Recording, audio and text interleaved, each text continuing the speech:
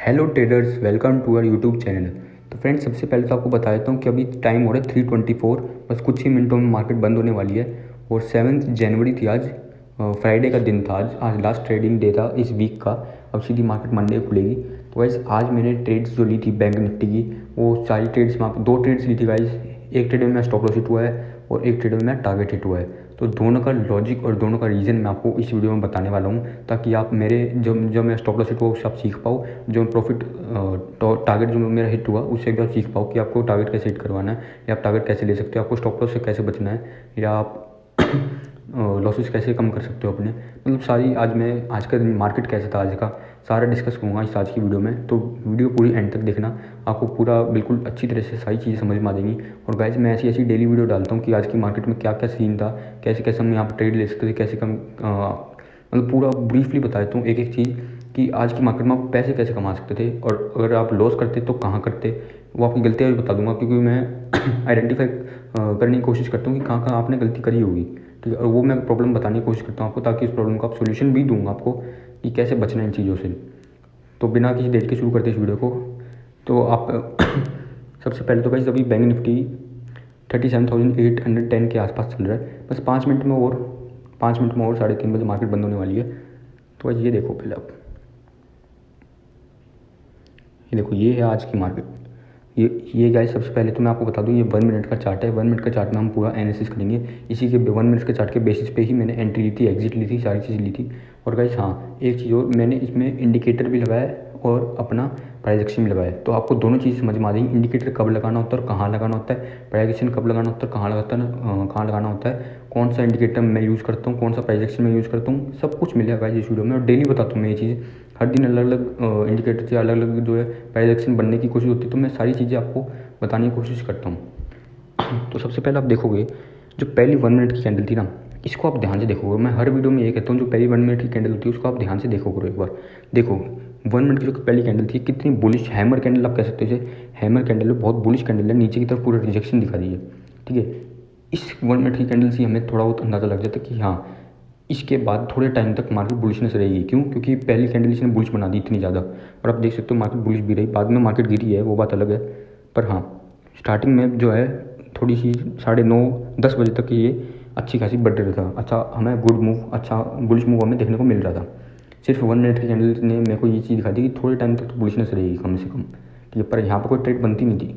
और हाँ, gap up भी हुआ था थोड़ा बहुत। अगर आप गैप अप कैलकुलेट करोगे तो यहाँ से लेकर यहाँ तक आप कैलकुलेट करो, 0.50% के आसपास हमें गैप अप देखने को मिला था, जो कि ठीक है, ना ज़्यादा बड़ा है ना ज़्यादा कम है। पर हाँ, वो गैप फिल नहीं हुआ है, ठीक है। तो गैप फिल होना चाहिए था, क्योंकि मार्केट को गैप्स पसंद नहीं है।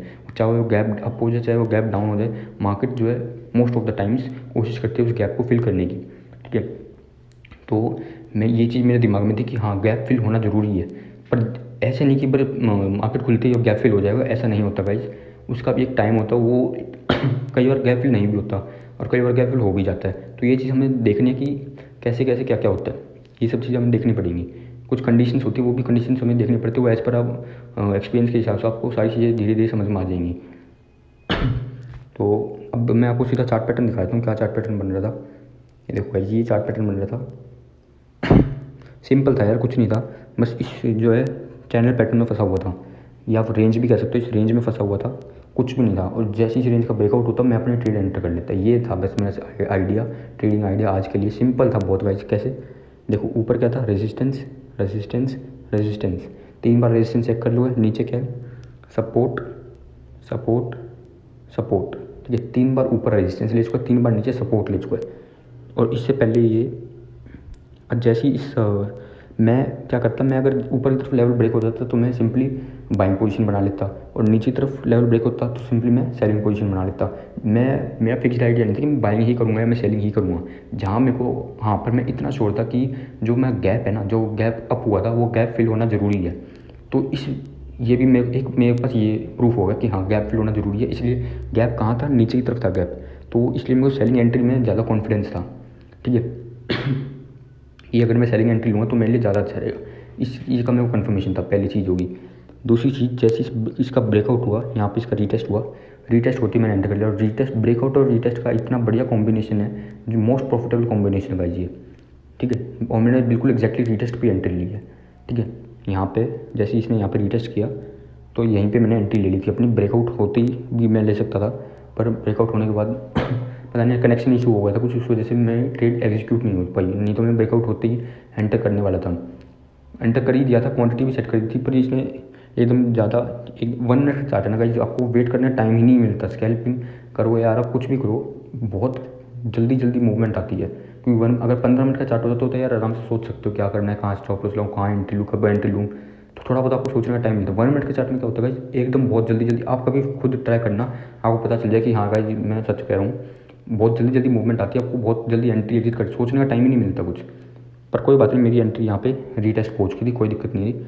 तो अब मैंने एंट्री तो आपको बता दी कि जैसे ये पहले यहाँ पे सपोर्ट ले रहा था, अब यहाँ पे रेजिस्टेंस लेगा। सिंपल यही मेरी, इस रेंज में फंसा हुआ था, इस चैनल में फंसा हुआ था, जैसे इसका नीचे तरफ ब्रेक डाउन हुआ मैंने एंट्री ले ली। एंट्री आप समझ गए होंगे बहुत अच्छे से, कोई दिक्कत नहीं आई होगी पक्का। अब आपको एंट्री तो मैंने लिया प्राइस एक्शन की वजह से, अब मैंने एग्जिट लिया इंडिकेटर की वजह से, सिर्फ इंडिकेटर की वजह से ही मैंने एग्जिट ले पाया हूँ।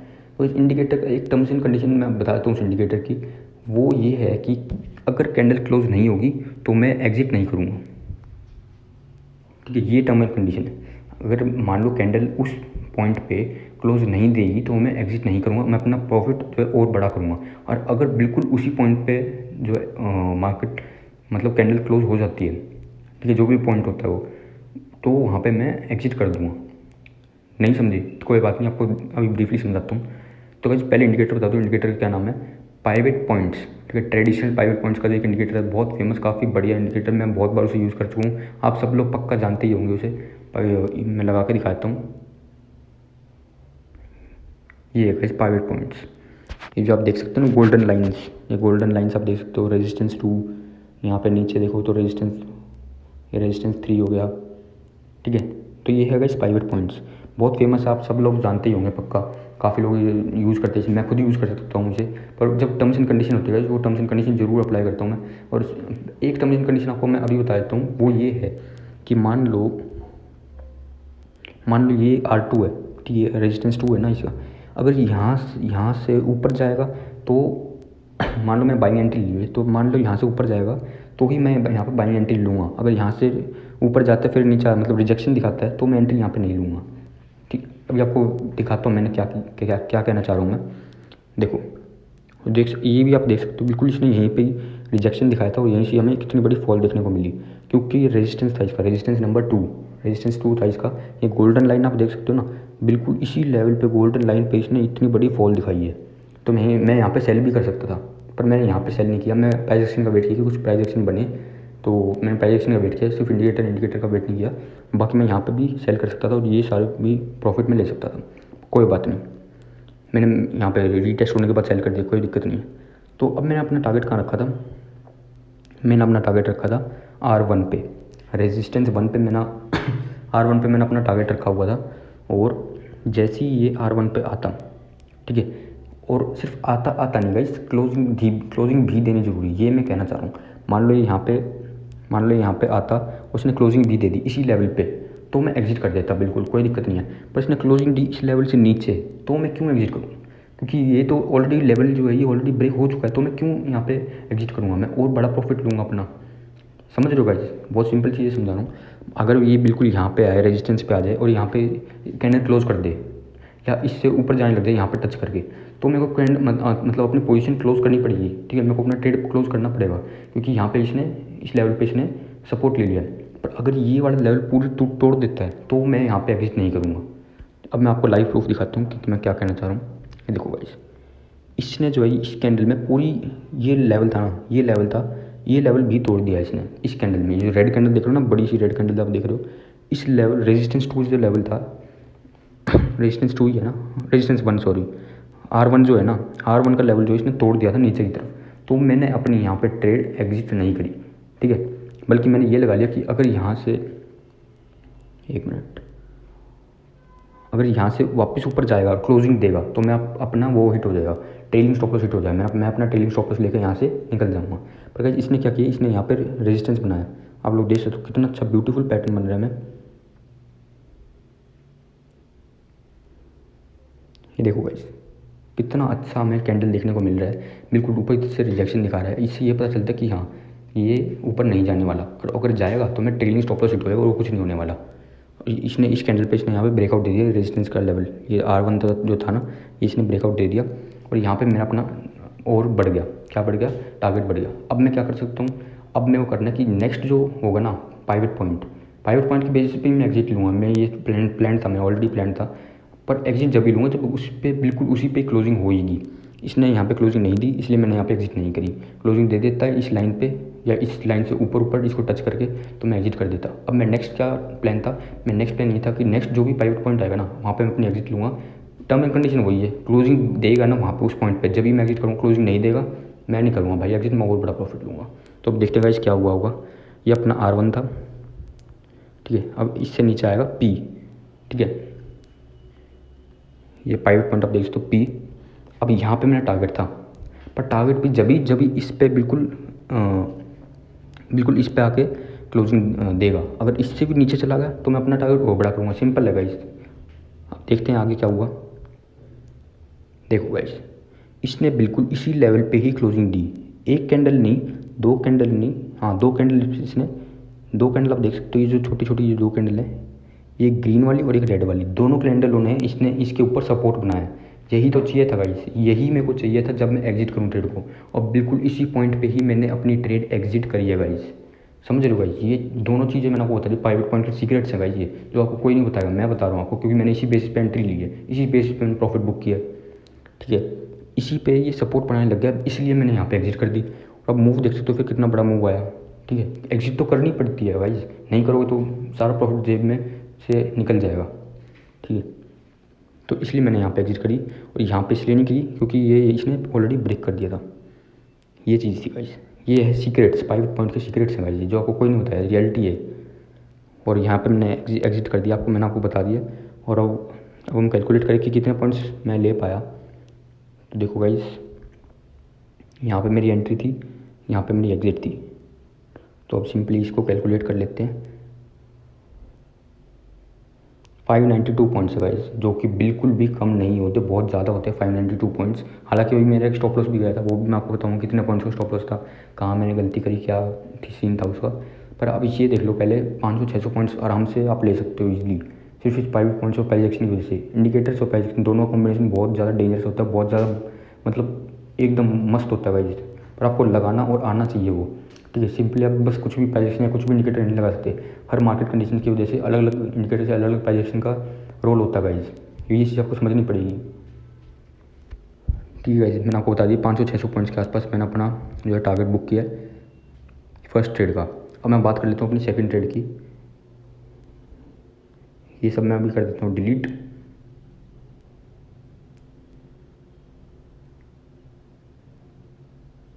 अब देखो गाइस, मैं अपना सेकंड ट्रेड बताता हूँ। मैंने सेकंड ट्रेड में मैंने कहाँ एंट्री ली, क्या करा। देखो गाइस, ये लेवल था 37,638 का लेवल था। मार्केट क्या करती है, मार्केट यहाँ से फॉल आता और यहाँ से ये पुल बैक करता थोड़ा बहुत। यहाँ पे इसने सपोर्ट बनाया, यहाँ पे इसने सपोर्ट बनाया और यहाँ से ये ऊपर जाने लग गया, ठीक है।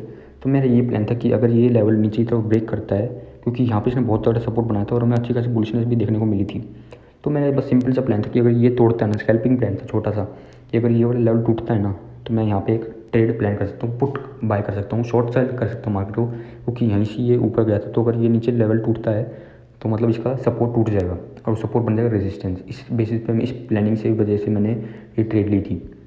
तो देखो गाइस क्या होता है, ये देखो, इसने डाउनफॉल तो दिखाई, पर मैं स्टॉप लॉस लेने के बाद बहुत सारे ट्रेडर्स लोगों के साथ ऐसा होता होगा, पहले वो स्टॉप लॉस ले लेते हैं, बाद में आपको टारगेट हिट करा था। पहले स्टॉप लॉस हिट होता है, फिर टारगेट हिट होता है। तो गाइस वही हुआ आज मेरे साथ भी, कोई बात नहीं, ये तो चलता रहता है गाइस। मैंने इसका ब्रेकआउट होते एंटर नहीं किया, मैं इसका रीटेस्ट का वेट किया। जैसे यहाँ के आसपास इसने रीटेस्ट कर लिया था, तो मैंने एग्जैक्टली यहीं पे एंटर कर दिया था। पर इसने क्या किया गाइस, इसने मेरा यहाँ पे छोटा सा मेरा स्टॉप लॉस हिट हो गया, ठीक है, और कोई दिक्कत नहीं थी। मैं यहाँ के आसपास मेरा स्टॉप लॉस रखा था और बिल्कुल इसी कैंडल पे, जो ग्रीन कैंडल आप देख सकते हो, यहाँ पे मेरा स्टॉप लॉस ट्रिगर हो गया था। अब कैलकुलेट करो पॉइंट्स, कितने पॉइंट्स का स्टॉप लॉस है कि यहाँ के आसपास मैंने एंट्री ली थी, यहाँ के आसपास मेरा 40-50 पॉइंट्स का स्टॉप लॉस था मेरा, ठीक है। 48-58 पॉइंट्स का मैं छोटा सा स्टॉप लॉस था, टारगेट भी छोटा ही था, स्कैल्पिंग थी ये, ज़्यादा बड़ा टारगेट इसमें मैंने रखा नहीं था। तो 50 पॉइंट्स उस कितने का मैं 592 था ना उसका मेरा टारगेट, जो मैं फर्स्ट ट्रेड ली थी उसका मेरा टारगेट था। प्रॉफिट हुआ तो 592 पॉइंट्स का, उसमें तो आप 50 पॉइंट्स घटा सकते हो, मतलब ओवरऑल कहो तो 500 पॉइंट्स अप्रॉक्स मान के चल लो। 92 पॉइंट्स घटा दे यार, कोई दिक्कत नहीं है, आप राउंड ऑफ फिगर लेके चलो तो 500 पॉइंट्स मेरा टोटल आज का बैठा, जिसमें 50 पॉइंट्स का मैं स्टॉप लॉस गया। 592 पॉइंट्स के आसपास का मेरा प्रॉफिट था अप्रॉक्स। ओवरऑल अगर राउंड ऑफ करके देखोगे तो 500 पॉइंट्स प्लस तुम, ठीक। ये आज का ट्रेड था और उसका लॉजिक था, सारी चीज़ मैंने आपको बता दी है। हालांकि इसमें डाउनफॉल आई थी, पर क्या कर सकते हैं गाइस, कई बार करता है ये बैंक निफ्टी या हर मतलब चार्ट में कभी कभार देखने को मिलता है, पहले आपको स्टॉप लॉस होता है, फिर आपको टारगेट हो जाता है। कुछ नहीं कर सकते गाइस, इसमें कुछ कर ही नहीं सकते, रियलिटी है, आपको इसे फेस करना पड़ेगा।